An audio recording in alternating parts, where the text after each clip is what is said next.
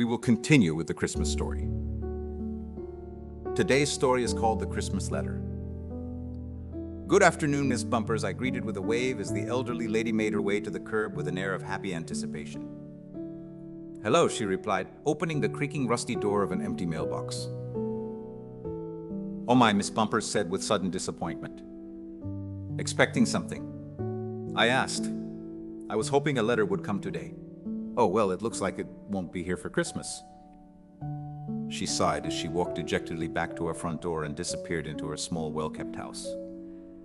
"Wonder what that's all about," I thought, noticing another neighbor approaching on the sidewalk. "Hi, Sandy, Merry Christmas," I acknowledged. "Merry Christmas to you too," she replied. "Hey, what's up with Miss Bumpers?" I asked. She seemed really down when she checked her mailbox and nothing was there. "Oh, you probably don't know about her, since you just moved here a few weeks ago," Sandy answered.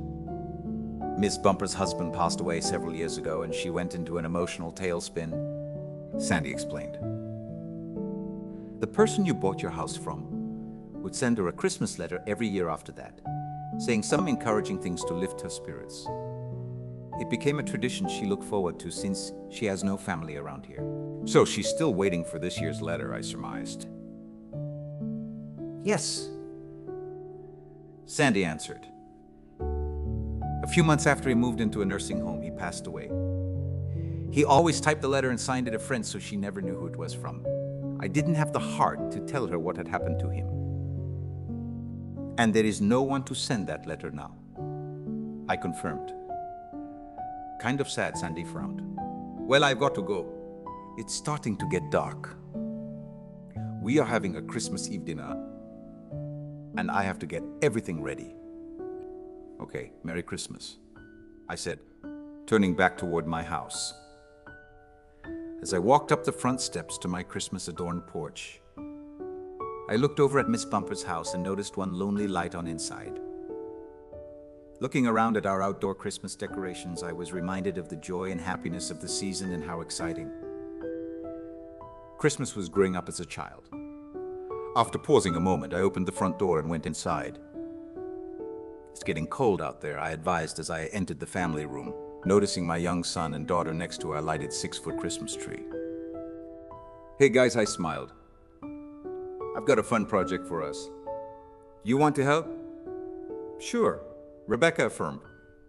"Me too," Charlie agreed. "Let's see, how am I going to do this?"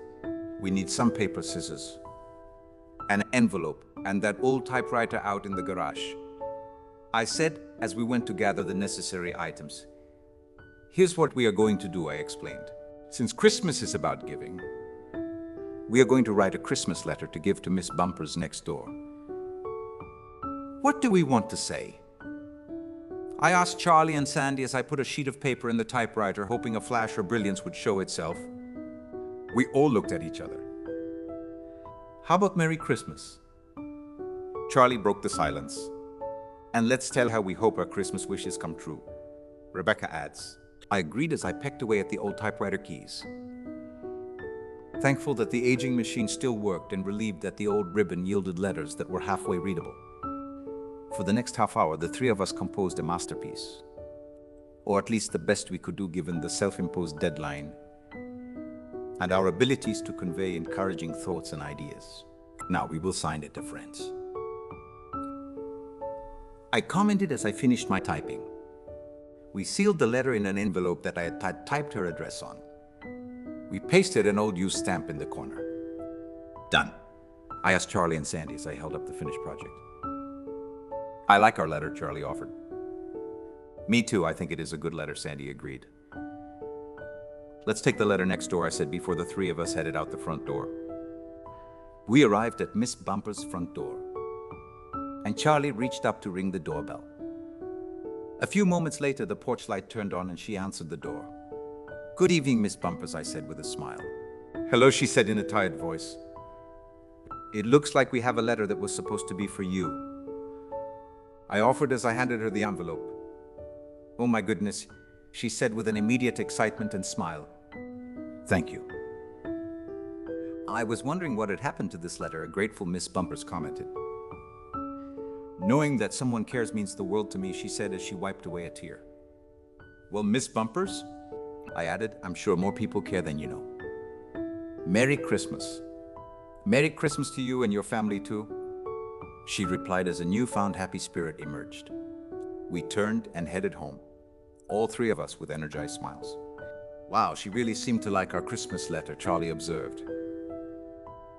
Funny how something like a simple little letter can make her so happy, Rebecca added. Yes, I agreed as I thought for a moment. Sometimes it's the small things that can make all of us happy. God will bless. We will continue with the Christmas story. Today's story is called The Quackers Christmas. The spirit of Christmas was in the air as the 4 web members of the Quackers family slid into the river, starting their journey to the Christmas Eve party. Daddy Quackers and Mama Quackers headed the pack, followed by Feathers and Drake, 2 young ducklings excited about the approaching holiday. Each family member had his or her own goodie bag of offerings to carry to the party. Stay close, Mama Quackers commanded. It's almost dark and I don't want anyone getting lost. We know, Feathers replied as she looked at Drake, recalling a time when they both got lost. The Christmas Eve party is going to be fun, Mama Quackers reminded. There will be some other ducks your age there to play with. I know, Drake replied. Hen and Ducky will be there. It's been a while since we've played with them. We need to speed up a bit, Daddy Quackers says as he picks up the pace.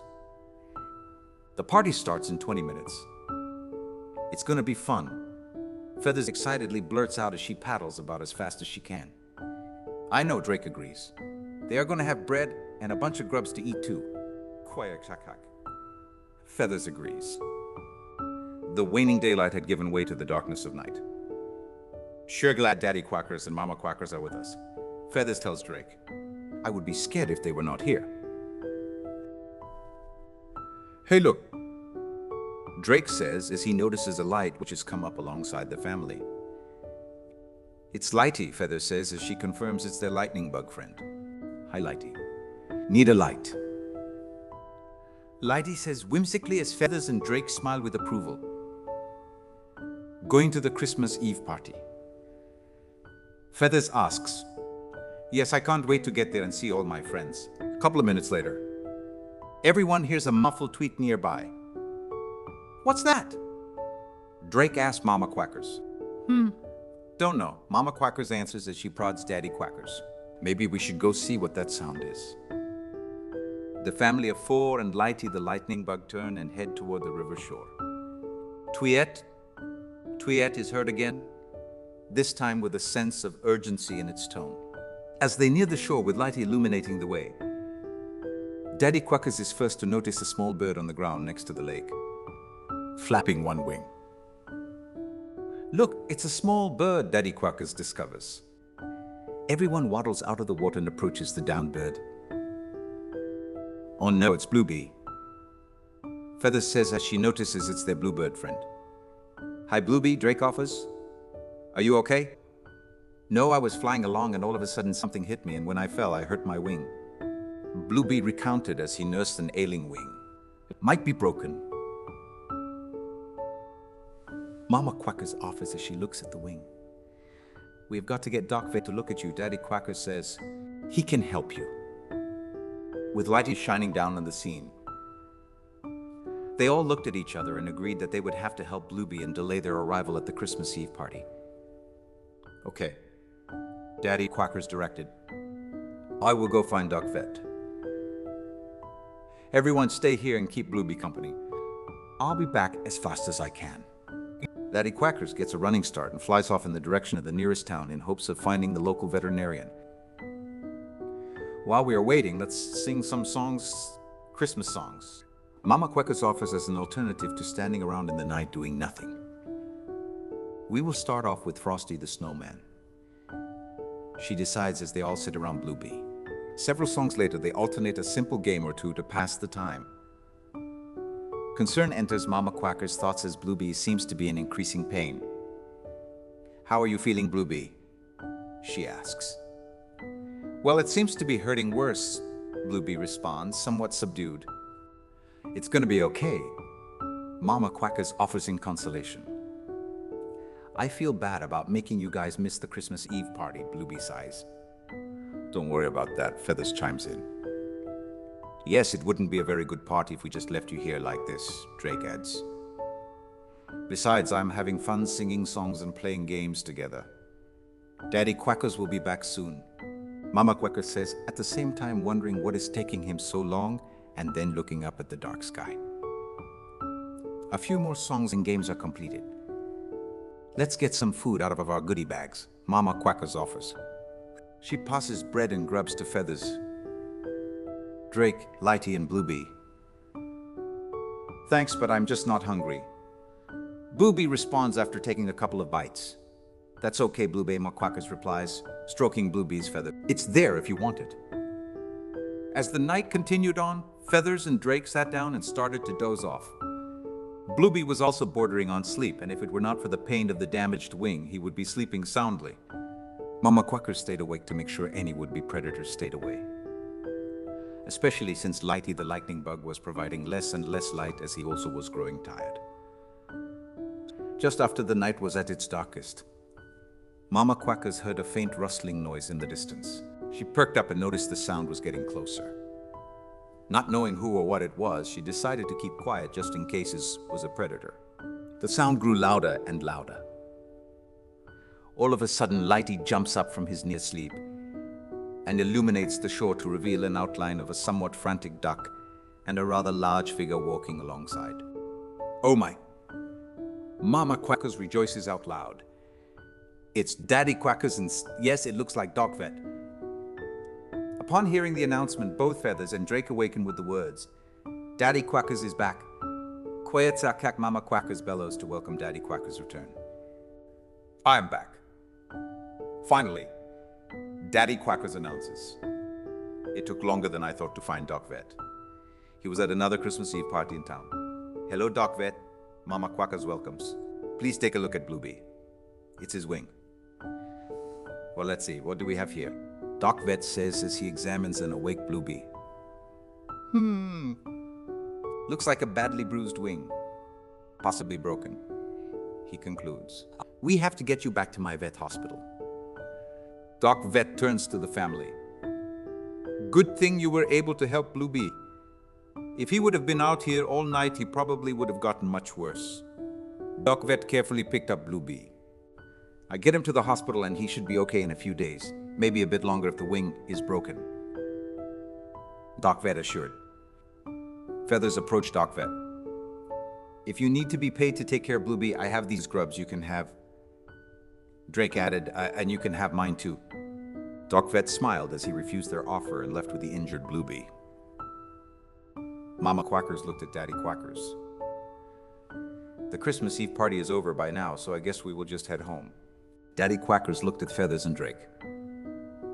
Sorry guys, no party tonight. Oh, that's okay, Drake replied. We had a nice party here. Yes, Feathers agreed. We had some food, played games, sang songs, and helped Blue. Our friend Lighty was here too. Mama